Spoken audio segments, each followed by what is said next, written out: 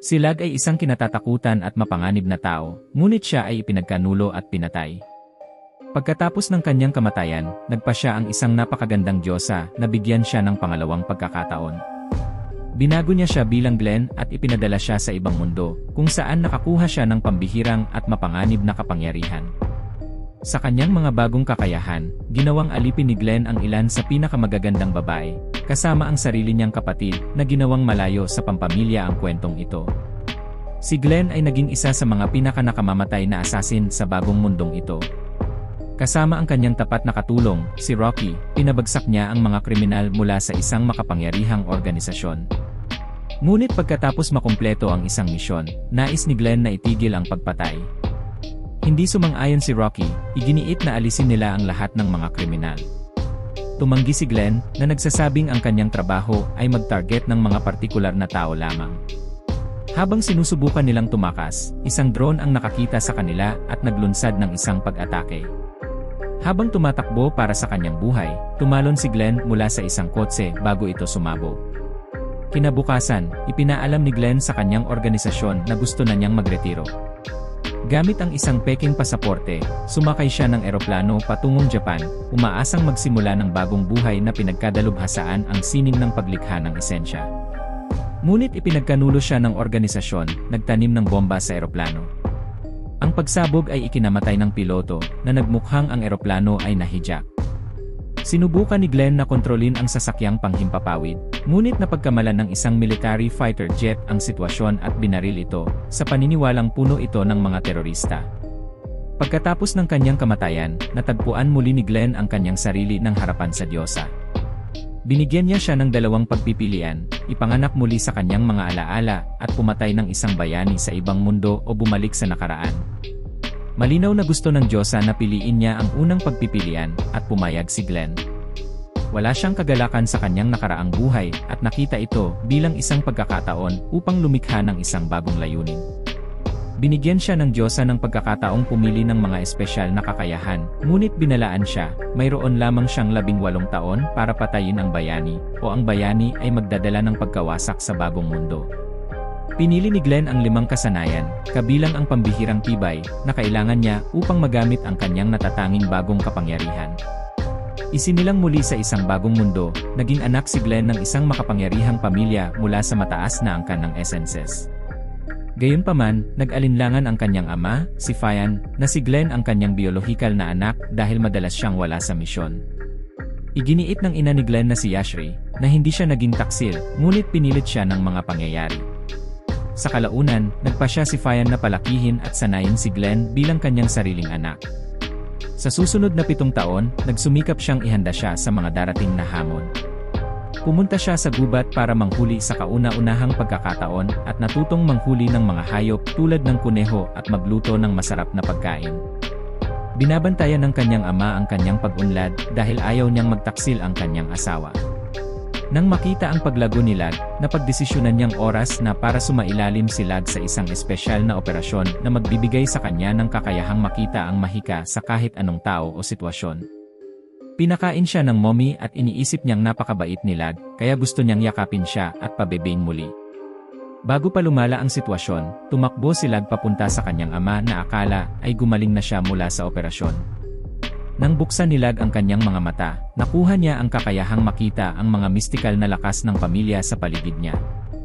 Sa bagong kapangyarihan, nakakakita si Lag ng hanggang 100 kilometro, pati na ang magsasaka at ang mga isda sa ilog. Nakikita rin niya ang antas ng mana ng kanyang ama na labis niyang ikinagulat. Nangako ang kanyang ama na kapag dumating ang tamang panahon, ituturo niya ang espesyal na operasyong iyon kay Lag. Dinidress up siya ni mommy ng pinakamagandang damit na parang gusto niyang gawing bata ulit si Lag. Nagsimulang magsisi si mommy at iniisip niyang dapat sana ay pinili niyang huwag na lang pumasok sa mundong ito bago siya pumasok sa buhay ni Lag. Habang naghihintay kasama ang kanyang ama, dumating ang guro ni Lag sa mahika, si Dia. May isang babae na nagtatanong kung sino ang nawawala na batang babae, pero ipinakita ni Dia ang kanyang malakas na kapangyarihan. Nang maglaon, humingi ng paumanhin ang babae at ipinakilala ang kanyang sarili kay Lag at binigyan siya ng Farah Stone, isang espesyal na batong mahika na nagpapalakas ng kapangyarihan ng isang tao. Nang gamitin ni Lag ang kanyang mana kay James, humanga si Dia sa dami ng mana ni Lag, pero natakot siya dahil alam niyang marami pang natirang mana si Lag. Nang magsimula ng mag-crack si James dahil sa lakas ng mana, itinapon siya ni Dia para maiwasang sumabog. Ang pagsabog ay nagdulot ng isang malakas na alon, isang tsunami. Nang humupa ang kalamidad, dumating ang mga magulang ni Lag at humingi ng paumanhin si Dia, na pakiramdam ay siya ang may kasalanan. Ngunit nang malaman ni Shan na si Lag ang sanhi ng pagsabog, natuwa siya, at hindi makapaniwala si Eri sa lakas ni Lag. Nagtanong siya kung pwedeng siya ring turuan ni Lag ng mahika. Sa gabing iyon, naiisip ni Lag na gamitin ang batong mahika para talunin si Hero. Determinado siyang malaman kung paano niya ito magagawa. Dumating si Dia upang matulog sa tabi ni Lag at sinabi na siya ay ang nakatatandang kapatid ni Lag. Nagtataka si Lag at nagtanong kung sinabi ba ito sa kanya ng kanyang ama. Kinabukasan, binigyan ni Dia si Lag ng isa pang hiyas at pinakiusapan siyang gamitin ang ilan sa mana nito para malaman kung anong klaseng mana ang meron siya. Habang ginagamit ito, nagsimulang magmingming ang hiyas ng 5 magkakaibang kulay, isa-isa. Nagulat si Dia nang malaman na si Lag ay may higit sa 2 uri ng mana, isang bagay na hindi pa niya nakita. Upang i-activate ang mana, inilagay ni Dia ang kamay niya sa dibdib ni Lag at nagsimula itong gumalaw. Ramdam ito ni Lag at nang matapos ang proseso, hinalikan siya ni Dia sa loob ng kanyang makulay na isipan. Nang gamitin ni Lag ang unang spell niya, nakagawa siya ng isang hiyas na naging kulay purple. Tinuruan siya ni Dia kung paano gamitin ang spell upang makagawa ng tanso. Subok si Lag at nagtagumpay, ngunit medyo kakaiba ang naging tanso niya kumpara sa inaasahan ni Dia. Matapos ang ilang pagsubok, naitama niya ito. Pagkatapos, isinulat ni Dia ang isang spell upang matulungan siyang makagawa ng bakal. Nang basahin ni Lag ang mga spell na isinulat ni Dia, napansin niyang kakaunti lang ang naiibang salita, kaya nagdesisyon siyang gumawa ng sarili niyang bagong spell. Hiniling ni Lag kay Dia na isulat ang lahat ng spell na alam niya, kahit mahirap ito. Nangako siyang gagawin ang lahat ng kaya niya bilang kapalit. Nang matapos isulat ni Dia ang mga spell, binago ni Lag ang mga ito, at hiniling kay Dia na gamitin ang spell na ginawa niya upang gumawa ng ginto. Nang sinubukan ni Dia, bigla siyang nawalan ng malay. Ginamit ni Lag ang spell at nagtagumpay siyang makagawa ng ginto.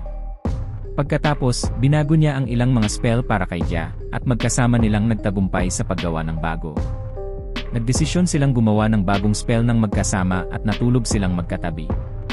Kinabukasan, sinubukan ni Lag ang bago niyang spell at nakagawa siya ng isang awit. Gumawa din si Dia ng sarili niyang awit, ngunit hindi ito sapat. Kaya ginamit ni Lag ang spell niya upang gumawa ng tanghalian para sa kanila. Nagkaroon ng kalituhan tungkol sa kung ano ito, ngunit hindi gumana ang launcher at hindi natuloy ang plano. Nang gabing iyon, malungkot si Dia dahil alam niyang hindi siya makakabalik kinabukasan, pero gusto niyang manatili kay Lag. Upang pasayahin siya, ginamit ni Lag ang spell upang gumawa ng isang titanium na pang-ahi at ibinigay ito kay Dia bilang regalo upang matulungan siya sa pagtuturo ng mahika. Bilang kapalit, ibinigay ni Dia ang hiyas niya kay Lag at sinabi niyang ipinangako niyang ibibigay ang lahat ng hinihingi niya. Hiniling niya kay Lag na magbigay ng pangako na dadalaw siya sa kanya kapag kailangan niya siya.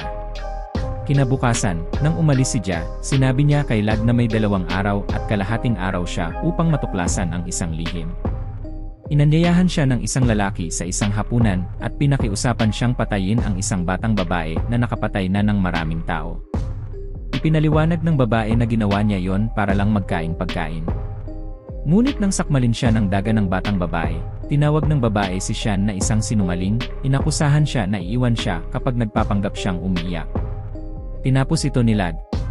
Kinabukasan, habang si Lag ay nasa merkado kasama ang kanyang mga magulang, nakita niya si Hubby na nagtitinda ng cream. Nasisiyahan siya sa pagkain dahil ginagamit niya ang kaalaman mula sa kanyang nakaraang buhay dito. Samantala, pumili si Eri ng ilang cookies na nais niyang ibigay kay Lag at pakainin siya ng cream. Ngunit nang tumanggi si Lag at nagsimulang umiyak, umalis siya. Sinubukan niyang maghanap ng isang makapangyarihang tao, ngunit nabigo. Pagkatapos, niyakap siya ni Eri at ipinakita ang mga cookies, at sinabi na lahat ng mga babae ay gusto siya, ngunit hindi niya papayagan na mapunta siya sa iba. Biro pa niya, siya ang pinakamataas na gusali sa lungsod. Patuloy na naghahanap si Lag ng makapangyarihang tao, kahit sinubukan niyang hanapin sila gamit ang araw ngunit nabigo. Bago tuluyang mapuno ng ulap ang buong lugar, pumasok siya sa kabubatan para manghuli. Nang marinig ang tinig ni Ulf, naglakad siya patungo roon at nakita ang isang batang babae mula sa itaas. Nagulat siya nang makita ito at habang papalapit si Ulf upang salakayin siya, pinatay siya ni Lag at iniligtas ang batang babae. Ibinigay niya ang kanyang gamit sa batang babae at ginamit ang kanyang mahika upang labanan ng iba, iniisip na makikinabang siya sa mga bagong pagsasanay. Isa-isa niyang tinalo ang mga kalaban, at nang may dumakip sa kanya, pinaikot siya ni Lag at ibinagsak, pinatay ang lahat ng kalaban. Tinanong niya ang batang babae kung anong ginagawa niya doon, at ipinahayag ng babae na iniwan siya ng kanyang ama sa kabubatan dahil walang pagkain. Marami sila sa pamilya at dumating na ang taglamig. Bago siya iniwan, niluto ng kanyang ama ang pagkain para sa kanya at sinabi niyang kumain ng mabagal. Kung magagawa niyang kumain ng mabuti at mabagal, bibigyan siya ng isa pang pagkain. Matapos nun, binigyan siya ng regalo at inanyayahan siyang sumama sa kanya, ipinahayag niyang siya ay prinsipe ng Two Authors Kingdom. Nagulat siya ngunit masayang tinanggap ito, at naramdaman ni Lag na nagtagumpay siya sa pagmamanipula sa kanya. Sinabi ni Lag na kailangan siya, ipinaliwanag na ang pagkain ng mabilis sa malamig na panahon ay maaaring magdulot ng sakit, kaya't ipinakita niyang nagmamalasakit siya. Dahil sa pagbibigay ng mga regalo at pagkakaroon ng mga lihim, nakuha ni Lag ang tiwala ng batang babae at pinaniwala ang mabuti siya. Ipinakilala niya ang sarili bilang si Tart at ipinakilala naman ni Lag ang sarili. Samantala, ipinadala ng Diyos ang pinakamagaling na mandirigma sa buong mundo, 40 taon na ang nakalipas, upang patayin si Hero. Ngunit nang makita niya na naging dahilan si Fatso sa pagkaantala ng pagkamatay ni Hero, nagbago ang plano. Pagkatapos ng 12 taon, binuksan ni Lag ang kanyang mga mata at tumingin kay Tart. Ipinahayag niyang napanaginipan niya ang sandaling nakilala nila at nahihiya si Tart. Si Asif Joshi ay nasa malapit, ngunit hindi alam ng iba kung sino siya. Pinuri ni Lag ang kagandahan ni Tart na ikinabighani ni Tart. Nang magtapon si Lag ng isang bagay sa lunch table, tumama ito sa mukha ni Tart at hinalikan si Shan. Mukhang ginawa ni Lag ang tamang desisyon sa pagpili kay Tart bilang kanyang personal na katulong. Masaya si Tart na maging katulong ni Lag. Nang makarating sila sa lugar ng pagsasanay, minensyon ni Lag ang mga detalye ng katawan ni Tart, tulad ng ginawa ng kanyang ama noon. Naalala ni Tart na sinanay siya ng kanyang ama bilang aesan mula nang siya ay dalhin dito.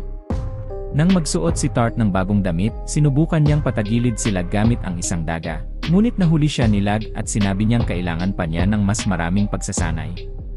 Nang maghugas ng mga damit si Tart at ipatong ito sa araw upang matuyo, ipinakita niya ang kanyang mga kasanayan sa ibang mga katulong. Nakita ni Lag na nahirapan siya sa paggamit ng daga, kaya binigyan siya ni Lag ng isang folding spear upang tulungan siyang magpatuloy sa pagsasanay. Kinabukasan, sinubukan ni Tart gisingin si Lag at binanggit na maglalaro siya sa mga bola niya. Nang magising si Lag, sinabi ni Tart na nagdala siya ng puting herbal cream noong nakaraang gabi upang pakainin siya, ngunit nakatulog siya. Sinabi ni Lag na pagod siya mula sa kanilang pagsasanay at nagpasalamat si Tart sa kanya at sinabi niyang gusto niyang maglaro gamit ang kanyang mahabang sibat. Pumunta sila sa merkado at pinasalamatan siya ng mga tao doon at binigyan siya ng mga bagay dahil tinulungan sila ni Lag sa pamamagitan ng pagbibigay ng pataba para sa kanilang mga taniman. Bumalik si Lag at nagpasya na bumili ng mga bagong bagay para sa kanila. Kinolekta niya ang mga hiyas na kinokolekta ni James mula pagkabata upang gamitin laban kay Hero. Pagkatapos, nang bisitahin ni Lag ang kanyang ama, naging sospetsa ang kanyang ama kay Tart. Iniisip na siya ay isang espiya na nagtatrabaho laban sa kanilang pamilya. Naniniwala siya na naroroon si Tart upang magnakaw ng mga lihim nila, ngunit iginiit ni Lag na matagal na niyang minamanmanan si Tart sa loob ng 2 taon. Ang kanilang pagkikita ay isang pagkakataon lang, at hindi siya naniniwala na espiya siya. Upang patunayan ito, hinamon ni Lag ang kanyang ama sa isang one-on-one na laban. Kung manalo si Lag, bibigyan siya ng misyon sa kabubatan. Nang magsimula ang laban, parehong iniisip nilang ang mananalo ay ang unang makakagawa ng misyon. Ngunit nang umatake ang kanyang ama, tumalon si Lag at habang nagpapatuloy ang laban, nasaktan ang kanyang ama sa binti. Gumaling si Lag at nagpatuloy, ngunit nahulog siya sa isang bitag. Muling umatake ang kanyang ama, ngunit dodging si Lag at tumakbo sa isang puno para makakita ng mas malinaw. Imbes na makita ang kanyang ama, napagtanto niyang siya ang tinutukso. Agad siyang nakatuon sa kanyang galaw, at nang umatake ang kanyang ama mula sa likod, nakita niya ang patalim at nakaiwas siya. tapos nahuli niya ang ama sa isang bitag at ipinadyak ang patalim sa kanyang leg upang manalo. Kahit natalo, hindi makapaniwala ang ama ni Lag na natalo siya ng isang bata at hiniling ni Lag na tulungan siya sa isang misyon bago ang kanyang huling pagsubok. Nagsimula silang magsagawa ng mga misyon, kasama na ang pagsunog ng mga tao, pagpapakain ng lason, at pangangaso ng mga hayop. Pagkatapos, nang gamutin nila ang isang hari, nagbigay ang hari kay Shan ng mga gintong barya bilang pasasalamat. Naramdaman ni Lag na may mali, napagtanto na hindi naman gaanong may sakit ang hari tulad ng inaasahan niya. Ipinahayag ni Shan na dumaan siya upang tiyakin ang lakas ng mga gwardiya ng hari. Napagtanto ni Lag na kung kailanman kailangan nilang patayin ang hari, madali nila itong magagawa sa impormasyong iyon. Namangha si Shan sa mabilis na pag-iisip ni Lag at ipinaliwanag ang huling pagsubok na kailangang pagdaanan ni Lag. Pagbalik nila, nagdaos si Shan ng isang salo-salo at inihayag na malapit nang dumaan si Lag sa huling pagsubok. Lahat ay namangha, lalo na't 12 taong gulang pa lang si Lag at naniniwala silang magiging susunod siyang leader ng Esan na pamilya. Ngunit si Roha, isang kabataang kalaban, ay naniniwala na masyadong bata si Lag upang pamunuan ang pamilya. Sinubukan siyang pigilan ng ama ni Roha, ngunit hindi siya tumigil. Sinabi ni Shan kay Roha na kung talunin niya si Lag sa isang laban, siya na ang magiging leader ng pamilya. Pumayag si Roha, ngunit bago pa siya makahinga, ipinadyak ni Lag ang patalim sa kanyang leg, tinalo siya. Nakaramdam si Roha na niloko siya, ngunit sinabi ni Shan na ito ang mga patakaran ng Esan na pamilya. Matapos umalis si Shan, pupunta sana si Lag para gumanti, ngunit inihagis siya ni Shan sa lupa, nabali ang kanyang braso at iniwan siya. Pagkatapos, inihayag ni Shan na si Lag ang magiging susunod na leader ng pamilya. Pagkalipas ng ilang panahon, nakatagpo si Lag kay Roha at binigyan siya ng titanium shot na labis ikinagulat ni Roha. Iniaalok siya ni Lag ng alyansa, ngunit sinabi ni Roha na aalis siya pagkatapos ng pagsusulit at magiging isang mas mahusay na kabalyero. Kinabukasan, nagsimula si Lag at si Tat patungo sa Male 2 para sa pagsusulit. Sa daan, ipinahayag ni Tat na pupunta din siya sa Male 2 at tuwang-tuwa si Lag na sinabi niyang hindi siya tulad ni Tat. Ipinakilala niya ang kanyang sarili bilang si Ilik Burler. Samantala, nagbago ang itsura ni Mel, ginawang masamang mandirigma, at binago ang kulay ng kanyang buhok sa berde. Nagsimula siyang magtrabaho bilang isang gabay sa turista sa lungsod at kumuha ng isang lalaking si Kerry para tulungan siya. Habang nagtatrabaho, nag-ipon ng pera upang makabili ng bahay, umaasang magkakaroon siya ng sariling bahay dahil siya ay isang ulila. Ngunit hindi nagtagal, kinidnap si Mel ng ilang kriminal at dinala sa ampunan, kung saan pinilit siyang magtrabaho. Ang may-ari ng ampunan na si Tornos ay nagprotesta, ngunit binugbog siya ng mga kidnappers at kinuha nagkontrol. Sinimulan nilang abuso ang mga babae, pinaparusahan sila sa bawat pagkakamali. Kung may magtangkang makialam, binubugbog din sila. Ngunit dumating si Tornos, kapatid si Count Harmel, na nagulat sa kung paano pinapatakbo ang mga bagay sa lungsod at nagbigay ng pera kay Tornos kapalit ang pagkuha kay Mel. Habang pinapaligo si Mel, nakatingin si Maha, isa pang batang babae sa ampunan, mula sa bintana. Pagkatapos, bumalik si Mel na umiiyak at sinabihan si Maha na huwag lumapit sa kanya. Mula noon, pinipilit siyang maligo araw-araw at natatakot si Maha para sa kanya. Matapos ang ilang araw, dinala nila ang ibang mga batang babae, ngunit lalong lumala ang sitwasyon. Nang subukan ni Maha na makipag-ugnayan kay Noin, nakita niya itong nahihirapan at nalaman niyang ayaw nang magamit ni Noin. Dahil sa deperasyon, pinutol ni Noin ang kanyang mukha gamit ang isang dagger, at pinaslang siya ni Maha upang itigil ang sakit. Pagkalipas ng 2 taon, nang magdala si Maha ng pagkain kay Tornos, narinig niyang plano nitong pakasalan siya dahil siya ngayon ay 18 taong gulang at kaakit-akit sa mga customer. Takot na takot si Maha at sinubukan niyang tumakas, iniisip na baka sirain ang kanyang mukha tulad ginawa ni Noin. Ngunit pinigilan siya ni Lag, sinabihan hindi maganda ang hitsura ng mga luha at tulungan siya. Ipinakilala si Lag bilang si Ili, isang tao mula sa Barlow Trading Company. Nandoon siya upang pumili ng isa sa mga babae, at binili niya si Maha sa mataas na presyo. Ngunit sinabi ni Tornos na 3 araw pa niyang itatago si Mahal bago ibigay kay Lag, na parang gusto niyang gamitin muna siya. Ngunit sinabi ni Lag na manahimik si Tornos at tinitiyak kay Maha na tratuhin siyang parang pamilya mula ngayon. Kinagabihan, habang inihahanda ni Noin si Maha, inamin niyang naiinggit siya sa kanya at nagsimulang umiyak.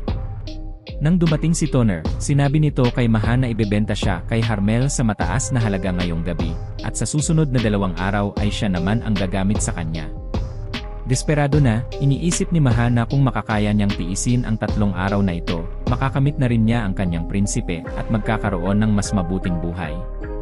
Gayunpaman, hindi na niya makayanan pa, kaya inactivate niya ang kanyang nakatagong kapangyarihan at tumakas, sinasabing hindi na siya magtitiis. Habang tumatakbo, nahuli siya ni Lloyd na may balak pagsamantalahan siya, ngunit dumating si Lag sa tamang oras, itinapon si Lloyd at tinalo ito. Binalaan ni Lloyd si Lag na papatayin siya at ibebenta si Maha sa kalapit na kaharian, ngunit tinapos siya ni Lag. Samantala, nakakuha si Harmel ng ibang babae at sinimulan itong pagsamantalahan. Si Lag naman ay pumasok sa silid ni Harmel at inaresto ito dahil sa pang-aabuso sa mga babae, kahit na bahagi ito ng mas malaking plano upang hulihin si Toner. Ginamit ni Lag ang kanyang healing spell upang maibalik ang nasirang mukha ni Noin at dinala si Maha upang bigyan ito ng bagong simula sa buhay. Sa tulong ng kanyang amain na si Bayminis, naghanda si Lag ng opisyal na mga dokumento upang gawing tunay na kapatid si Maha. Pagbalik sa bahay, naghanda si Maha at Tat ng espesyal na sopas para kay Lag. Habang kumakain, ibinalita ni Tat na binigyan siya ng kanyang ama ng bagong proyekto, magbukas ng beauty parlor. Nagduda si Maha sa ideya dahil maraming sikat na beauty parlor na sa lungsod, ngunit tiniyak ni Lag na may natatangi siyang plano. Kinagabihan, habang naghahanda ng matulog si Lag, sumama sina Maha at Tat sa kanya, sinasabing painitin nila siya buong gabi. Niyakap nila siya ng mahigpit, na tila pabiro siyang napapagitnaan ng kanilang init at pagmamahal. Kinaumagahan, binigyan ni Lag ng espesyal na beauty product na ginawa niya gamit ang kaalaman mula sa kanyang nakaraang buhay, isang revolusyonaryong moisturizer na wala pa sa mundong ito.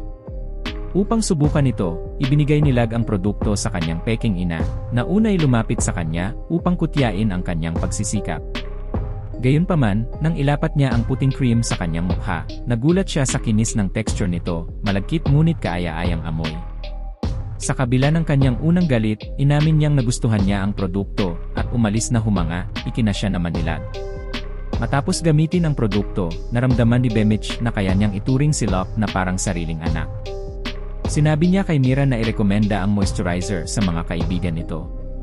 Pumayag si Mira, pero pabirong sinabi na kailangang personal na ipahid ni Locke ang produkto sa mukha niya gabi-gabi kung gusto niyang tulungan siya. Inirekomenda ni Bemich na gawing mass production ang produkto at dalhin ito sa merkado. Ngunit ipinaliwanag ni Locke na kaya lamang niyang gumawa ng 200 bote sa bawat batch, dahil ang moisturizer ay gumagamit ng isang bihirang sangkap na tinatawag na letinin, na galing sa isang halaman na tumutubo lamang sa ilalim ng araw sa isang espesyal na rehiyon na tinatawag na 2,000 days. Pagkalipas ng 6 na buwan, sumikat ang kanilang beauty parlor na pinamamahalaan ni Maha kasama ang kanyang mga kaibigan. Kumalat ang reputasyon nito hanggang sa mga karatig na kaharian. Ngunit dahil sa tagumpay nito, napansin ito ng mga karibal na beauty parlor, kaya nagpadala sila ng espiya para nakawin ang sikreto ng moisturizer reset. Isang gabi, lihim na pumasok ang isang espiya sa bahay ni Locke. Pero mabilis siyang naabutan ni Tat at pinatulog gamit ang kanyang blade na may neurotoxin. Nahuli nila ang espiya at ikinulong ito. Hinarap ni Maha ang espiya sa selda at tinanong kung sino ang nagpadala sa kanya at bakit niya minamanmanan si Locke. Nang tumangging magsalita ang espiya, tinusok siya ni Tat gamit ang karayom upang takutin siya.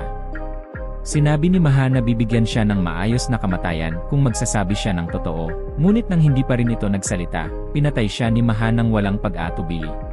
Noong 30 taon na ang nakalilipas, nagpadala ang Diyosa ng isang rapper sa mundong ito upang patayin ang bayani. Ngayon, tiningnan niya ito at nalaman na nilalait at iniinsulto siya ng lahat. Samantala, iniwan muna ni Lag sina Maha at Tat upang makipagkita kay Jia. Nagplano ang dalawa na subukan ang isang kakaibang bagay sa araw na yon. Pagkakita nila, binigyan ni Lag si Jia ng chocolate na nagustuhan niya, at bilang kapalit, ibinahagi ni Jia ang isang spell na kanyang ginagawa. Habang sinusubukan ni Jia ang spell, napansin ni Lag na ito ay isang gravity reversing spell, isang bagay na labis niyang hinangaan. Ginugol niya ang buong araw sa pag-aaral nito kasama si Jia, at nang dumilim, nagulat si Jia kung gaano kabilis lumipas ang oras. Umuwi si Lag, at kinaumagahan, nagising siya sa pagitan ni Maha at Tat. Napansin nila ang kakaibang amoy at napagtanto ni Lag na may isang nakakahiya siyang sitwasyon. Sa pagsubok na iwasan ang usapan, pabirong sinabi ni Maha na hayaan siyang tumulong dahil siya ang lingkod ni Lag. Tinukso naman siya ni Tat, sinasabing pwede siyang pumili sa kanilang dalawa para ayusin ang problema. Agad na binago ni Lag ang paksa at tumutok na lamang sa ibang bagay. Kinagabihan, binisita ni Gutsam sina Ifa at Noeng upang magdala ng isang bagay, ngunit inatake siya ng isang grupo ng mga lalaki na humihingi ng pera. Agad niyang pinagtanggol ang sarili, iniwan ang isa sa mga lalaki na may punyal sa leeg habang nagbanta siya na ipadadala ito sa impyerno kung ulitin pa ang ginawa. Inatasan ni Lag si Maha na hawakan ang mga dokumento ni Ona at pamahalaan ang lahat ng may kinalaman dito. Kasama si Maha, binisita nila ang isang beauty parlor sa kalapit na kaharian. Ipinakita ni Maha ang isang tindahan na nais niyang bilhin. Nagulat si Lag, ito pala ang unang tindahan na pagmamay-ari ng mga magulang ni Maha. Ngunit nalaman nilang pinagkanulo ng kanang kamay ng kanyang ama ang pamilya, pinaslang ang mga magulang ni Maha at inangkin ang tindahan. Ipinahayag ni Maha ang kanyang pagnanais na mabawi ang tindahan. Pinayuhan siya ni Lag na bilhin ito, ngunit sinigurado niyang dapat maging matagumpay ito. Labis ang tuwa ni Maha at pinasalamatan siya. Sa huli, dumating ang iba pang mga babae upang pasalamatan si Lag sa pagbibigay ng mas magandang buhay sa kanila. Binigyan siya ng isang munting regalo at hiniling na huwag siyang kalimutan. Nangako si Lag na hindi niya ito malilimutan. Kinabukasan, inayos ni Lag ang kanyang buhok habang si Tat naman ay nagbihis ng kanyang kasuotan. Bago sila umalis, pinaalala ni Lag kay Maha ang kanyang responsibilidad na pangasiwaan ang tindahan at negosyo. Sinabi niya kay Maha na panatilihin siyang updated, kaya't sobrang proud si Maha dahil pinagkakatiwalaan siya ni Lag. Ngunit, inamin ni Maha sa kanyang ina na nalulungkot siya dahil maiiwan siya, lalo na't magkasama lang ang mga lalaki. Tinukso siya ng kanyang ina, sinabing selos lang iyon, ngunit sinigurado rin niyang mahalaga ang pagiging nandyan ni Maha para tumulong kay Lag. Humiling ang ina na bumisita si Lag tulad ng ginagawa niya kay Jia buwan-buwan o iiyak siya. Nangako si Lag at umalis. Sa kanilang paglalakbay, ibinunyag ni Tat ang nakakagulat na balita, mahal ni Maha si Lag, ngunit hindi bilang kapatid, isang romantikong pag-ibig ito. Ipinaliwanag ni Lag na hindi niya nakikita si Maha sa ganoong paraan, ngunit naniniwala siyang maiintindihan ni Tat pagdating ng tamang panahon. Bigla silang inambush ni Ulf at ng kanyang mga tauhan. Humingi si Tat ng permiso, kay Lag na siya na ang bahala sa kanila. Kinuha niya ang sibat na nakatago sa ilalim ng kanyang kasuotan at tinusok si Ulf sa mata. Ginamit niya ang kanyang wind spell para talunin si Ulf at ang iba pa, walang sinuman ang nakatakas. Proud na proud si Tat at inaasahan ang papuri ni Lag na kanyang ibinigay, ngunit tila gusto pa ni Tat ng higit na papuri. Pag-uwi ni Lag, isang magsasaka ang nagpasalamat sa kanya dahil sa pagtulong sa pagbenta ng kanilang soybeans. Ibinahagi ng magsasaka na may isa pang nakabili ng 2 kalabaw. Binigyan siya ng magsasaka ng gulay na agad namang kinuha ni Tat. Sa bahay, sinalubong si Lag ng kanyang ina sa mainit na yakap at sinabing sobrang na-miss siya nito. Makalipas ang ilang sandali, kinausap siya ng kanyang ama tungkol sa kanyang progreso at negosyo. Inamin ng kanyang ama na ipinadala siya sa pagsubok na ito upang gabayan siya papunta sa mas ligtas na landas bilang negosyante kaysa maging isang assassin.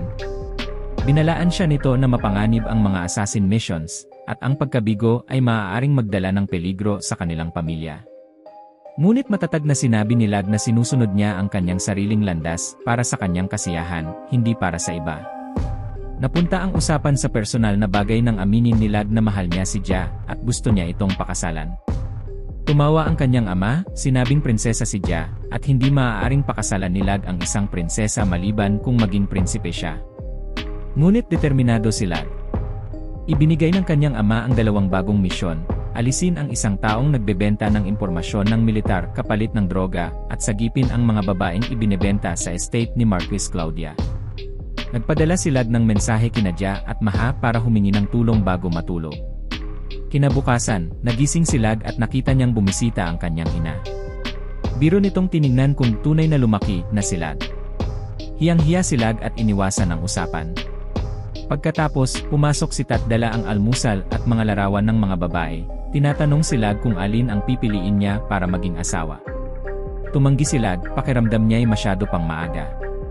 Nang magpilit si Eri, ipinagtanggol siya ni Tat, sinabing 14 na palang sila. Ngunit, sabik si Eri sa mga apo at binanggit pa na kung gugustuhin ni Lag, maaaring si Tat ang magbigay ng apo sa kanya. Nahihiya si Tat ngunit hindi lubos na tinanggihan ang ideya na ikinatuwa ni Eri. Pumunta si Lag sa kanyang misyon at dumating sa Pisser City. Nakita niya ang mga sundalo na sugatan dahil sa nalikom na impormasyon. Isang babae ang nag-alok sa kanya ng gooseberry jam, nagbibigay pa ng libreng sample. Bagaman masarap, napansin ni Lag na may kahina-hinala. Binili niya ang lahat ng jam ngunit itinapon ito. Nang dumating ang ilang lalaki na may masamang balak, agad silang pinatumba ni Lag. Umiyak ang babae dahil sa nawalang jam, kaya sinundan siya ni Lag sa bahay. Doon, natuklasan niyang ang ina ng babae ay adik sa droga.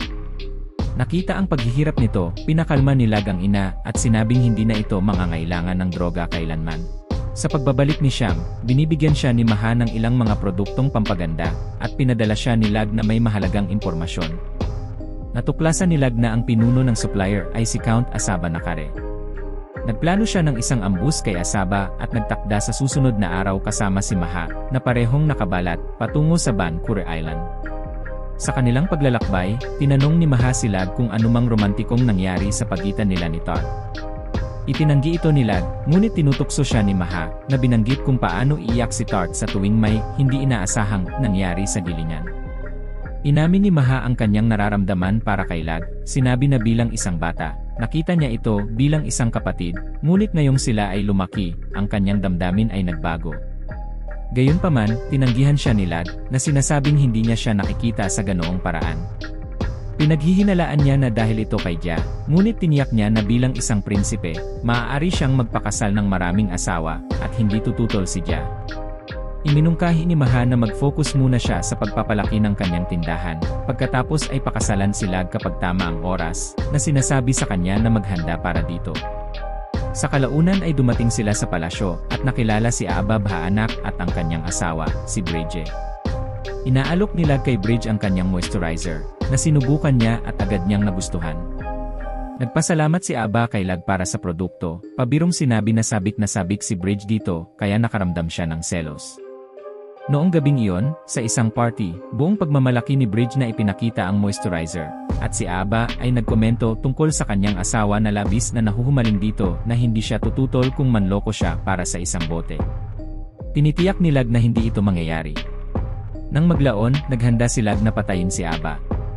Nalaman niya mula kay Bridge na madalas pumunta si Aba sa terrace para sa alak bago matulog. Itinayo ni Lag ang kanyang sniper, at nang si Aba ay tumuntong sa terrace, nagpaputok si Lag na ikinamatay niya kaagad. Nakikita niya sa kanyang pangalawa at pangatlong mata na si Bridge ay nalulungkot at umiiyak sa katawan ni Aba. Sa unang pagkakataon, nakonsensya si Lag pagkatapos ng isang pagpatay. Ang sandaling ito ay nagpapaalala sa kanya ng kanyang nakaraang buhay nang hindi siya nakakaramdam ng ganoong emosyon. Inaalo siya ni Tart, at nagpatuloy sila sa kanilang susunod na misyon. Ang kanilang susunod na target ay isang makulimlim na kaganapan na pinangungunahan ni Marquis Claudia, kung saan ang mga batang babae ay ibinebenta sa mayayamang matatandang lalaki. Pinasok ni Nadia at Tart ang kaganapang nakabalakayo bilang isang katulong at katulong. Nang mabenta ang unang babae ng 7 milyon, iniiyakan niya ang kanyang ina, ngunit pinatahimik siya ni Tart. Hindi nagtagal, dinala si Jia sa entablado para sa bidding, simula sa 1-0 milyon. Ang kanyang kagandahan ay nagtataka sa mga bidder, na nag-aalok ng anumang halaga upang bilhin siya. Biglang gumamit ng magic si Jia para palayain ang kanyang mga kamay, bumunot ng nakatagong baril, at sinimulang barilin ang lahat. Sumama si Tart, naglabas ng sibat mula sa kanyang damit at nakikipaglaban sa mga gwardiya. Hinanap ni Jia ang mga susi ng mga selda at pinalaya ang iba pang mga batang babae na hinihimok silang tumakas. Samantala, inatake ng makapangyarihang bantay si Jia gamit ang mahika, ngunit pumasok si Tart para protektahan siya. Magkasama nilang tinalo ang mga natitirang gwardiya. Nag-activate si Jia ng spell na nagdudulot ng napakalaking pagsabog at nakataka sila. Mula sa malayo, pinagmamasdan ni Maha ang kaguluhan habang inaayos ni Lag ang kanyang sniper. Nakita niya si Marquis Claudia na sinusubukang tumakas at kinuha ang pagbaril na agad na pinaslang. Dito nagtatapos ang episode. Kami ay nagpapasalamat sa iyong suporta. Huwag kalimutang mag-like at mag-subscribe sa Anim Tagalog Hub para sa mas kapanapanabik na anime recaps.